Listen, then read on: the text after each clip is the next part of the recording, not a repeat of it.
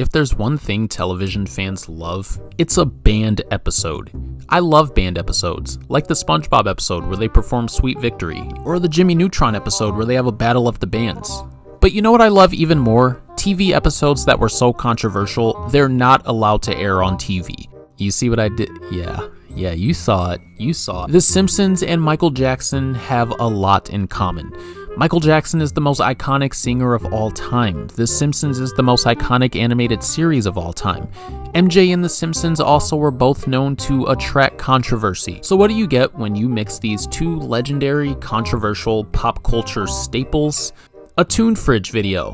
In 1991, The Simpsons was the biggest show on television. It seemed like everybody in America was a fan. The King of Pop was no exception.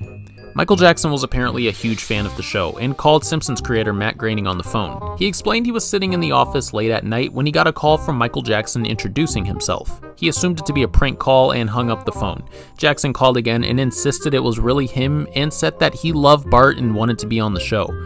So obviously, the network made it happen.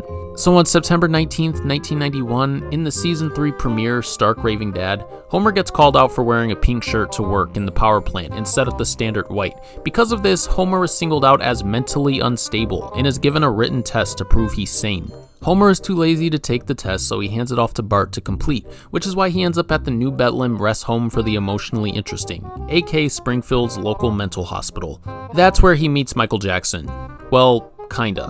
Homer meets a large white man with tiny porcupine spires for hair who identifies as Michael Jackson and sounds exactly like Michael as well. MJ actually does the voice for the character, but at the time he wasn't officially identified as a guest actor. He was instead credited as John J. Smith. Back in the 90s, kids used to argue on the playground about whether or not it was actually Michael Jackson on The Simpsons, since he wasn't credited. Lisa's voice actor, Yeardley Smith, explained that for a few years it was in fashion for Simpsons guest stars to not bill themselves as their real name. Al Jean said that Michael Jackson not using his real name made it incredibly hard to promote the episode, since they couldn't just straight out say it was him and publicize this huge star being on the show. So after this, The Simpsons banned celebrities from using fake names when guest starring. The cast of The Simpsons described a very interesting experience working with Michael Jackson. Harry Shearer describes a moment where Dan Castanella was 30 minutes late for a table reading for the MJ episode, and he explains that it was very awkward because Michael is so quiet, and he described Michael as an uncomfortable presence. It should be noted that this likely isn't due to Michael being mean or a snobby person, but rather due to Michael being notoriously shy and not feeling comfortable speaking to people. But that wasn't the only surprise for the Simpsons crew. At the second read-through, the cast and MJ went through all their lines, but were shocked when it came time for Michael to perform his singing parts for the show, and he didn't. But they were more shocked by who did perform the line. And at that point, Michael sits back and gives sort of a little, almost imperceptible nod of his head, and across the table, a white guy starts singing. Perfect Michael Jackson sound-alike. And skinny little white guy, handpicked by Michael Jackson. Apparently his impression was perfect. There's been different reasons given for why Michael didn't voice his singing lines on the show. Some have said he wasn't paid enough to sing, some have said it was a contractual problem with his record label not allowing him to sing on the show, but according to Al Jean... No, I tried to find out what the story was, and he just said, "I'm playing a joke on my brothers." That was what he said. Really? Him not singing on the show was supposed to be a prank on his brothers.